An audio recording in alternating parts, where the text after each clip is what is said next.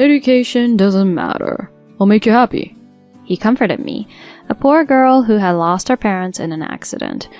But now, he constantly berates me, saying, Just a middle school dropout. The man I knew back then is gone. Even my daughter easily left me. I can't forgive this. I've worked hard for my husband and daughter. To get back at them, I've decided on a certain revenge. My name is Teresa, 21 years old. My husband Dexter is the same age as me and still a college student.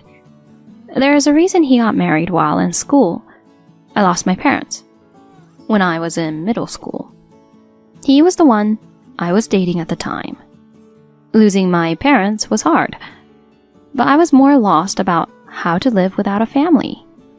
I was too depressed to focus on studying for exams.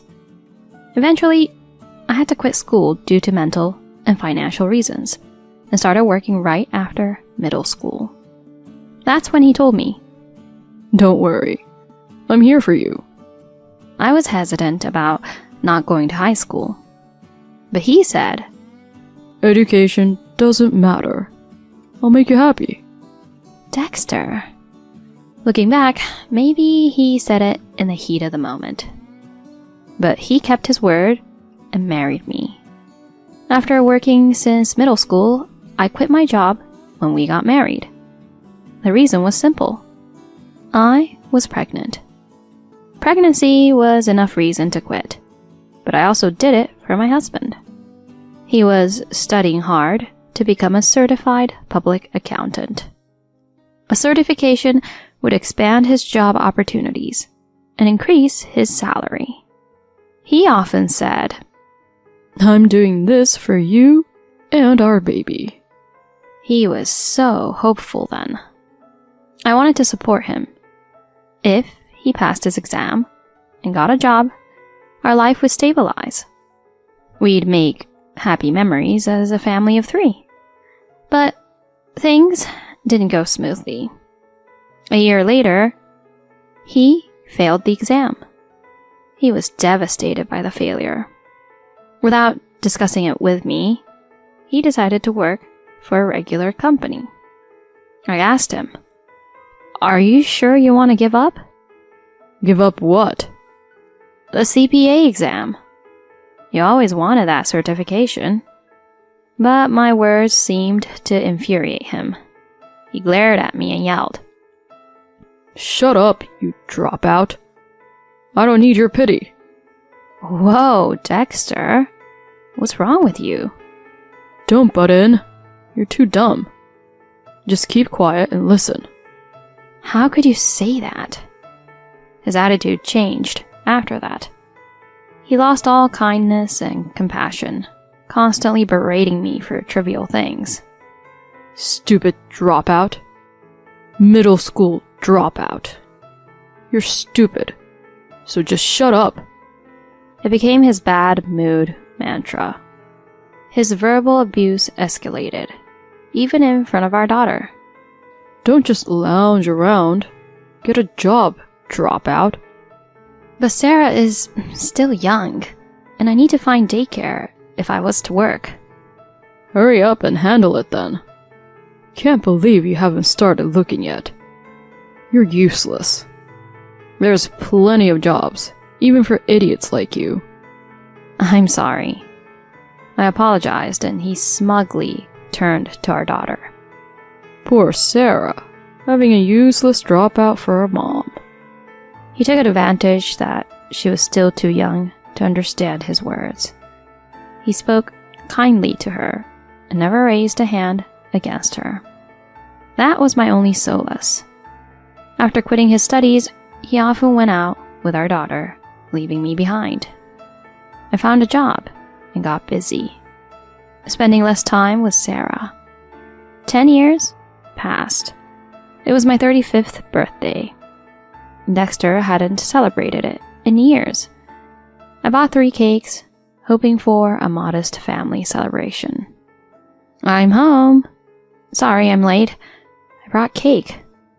But Dexter ignored me. I was used to his silence, but I sensed something was off. Dexter? I asked, He handed me something. Right here. I've already signed it. Just need your signature now. What? As soon as I got home, he thrust divorce papers in front of me. I couldn't comprehend what was happening. Why a divorce paper? It's your birthday present. Be happy. Sign it already. Oh, wait a minute. What do you mean? If this is some kind of joke, this isn't funny at all. He snorted in response to what I was about to say. A joke? No way. You're just not needed anymore. Not needed? What do you mean? I only played the husband role because you were young and pretty. Now that you're over 35 and just a middle school dropout, I don't need you anymore. How can you say that? Suddenly, I felt a gaze and looked towards the door where my daughter stood. She had heard her father's triads before, but this was different. She shouldn't hear about a divorce. I tried to remain calm and spoke gently to her.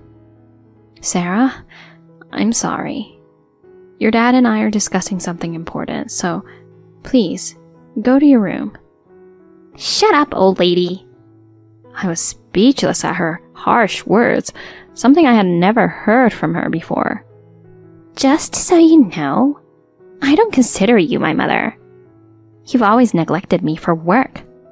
You're the worst. Wait, it's not like I neglected you. Oh, really? Then I wonder why it's always been Dad who took me out. That's because he chose to take you out without... What? Blaming him? Weren't you just out with other men under the guise of work? Sarah? Why would you say that? Shut up! Just leave. Wait, Sarah. Please listen to what I have to say. I said shut up. You're not part of this family. It seemed my husband had filled her with lies. Her angry, unfamiliar expression left me paralyzed. Watching me, Dexter smirked triumphantly. How did it come to this? When did Sarah start talking like this? I tried to explain multiple times, but she wouldn't listen. On my 35th birthday, I lost my place in this family. I had lived for my husband and daughter, balancing household childcare and work. Yet I faced such betrayal. I'll give you your share of the property, but I'm taking custody. Get out of this house immediately. I left the house reluctantly, abandoned by my husband and daughter. I couldn't stay there anymore. Later, I rented an apartment with the little savings I had. Lying on the floor, tears naturally flowed. How did it come to this? Education doesn't matter. I'll make you happy, he had said. I'd been ridiculed for my education before, but never by my own family. Unforgivable. I couldn't let it end like this.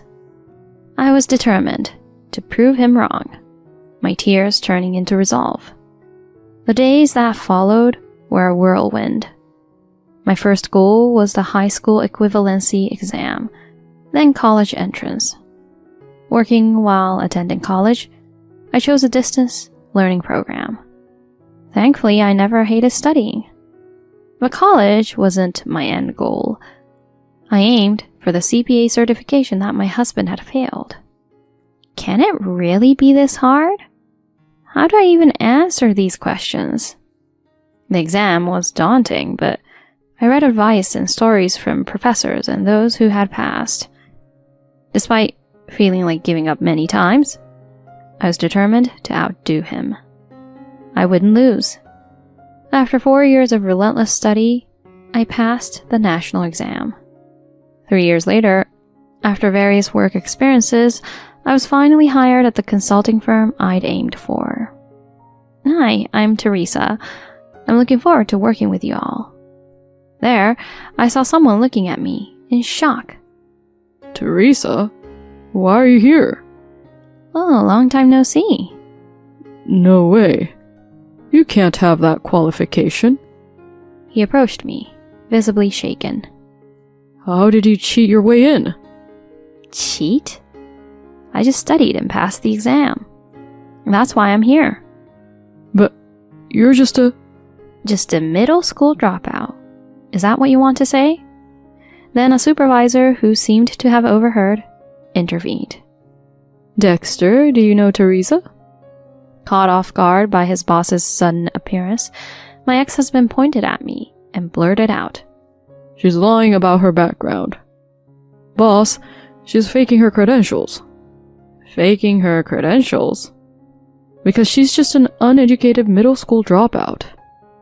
The boss shrugged, looking perplexed. What are you talking about? She graduated from college, got her certification, and has experience. She's a former student of an acquaintance of mine. There's no mistake. That can't be.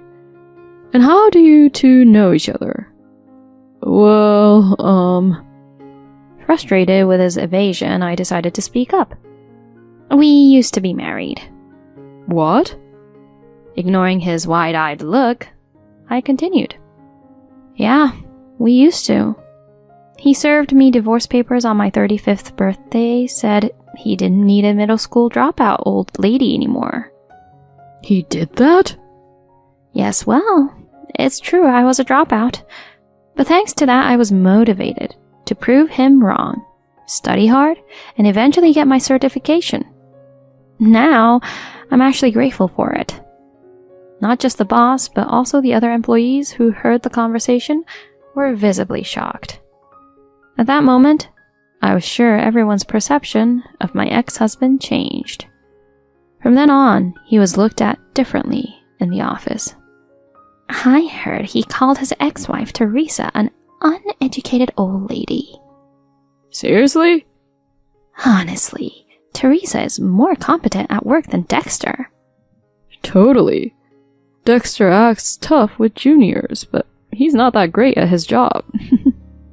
Hearing these comments about himself, Dexter couldn't stand the office atmosphere and resigned the next day. He had always ridiculed others for being dropouts, but when the tables turned, he couldn't handle it. I couldn't help but find it pitifully amusing. This marked the completion of my revenge on my ex-husband. Not long after, my daughter Sarah came to see me. She must have gotten my address from her father. Now, a college student, she shook my shoulders and blurted out, "Mom, let me live with you." I looked at her coldly and asked, "Why?" "Why? Because Dad quit his job after you joined his company. It's your fault. Take responsibility." What are you talking about? I just got a job using my qualifications. I didn't inconvenience anyone. You've got to be kidding. Because of you, Dad had to quit. And now, he's unemployed. How are you going to pay for my college tuition? I was utterly disappointed by her lack of apology, despite everything that had happened. I can't believe I had wasted my time as a mother for such a child. She hadn't changed a bit, just like her father. Taking a deep breath, I faced her and said firmly, "Honestly, I don't care about you." What? What kind of mother says that? A mother, huh? What are you talking about now? You chose to go with your father, remember? You said, "You're not part of this family." You said that to me. But I was just a child back then. I didn't understand.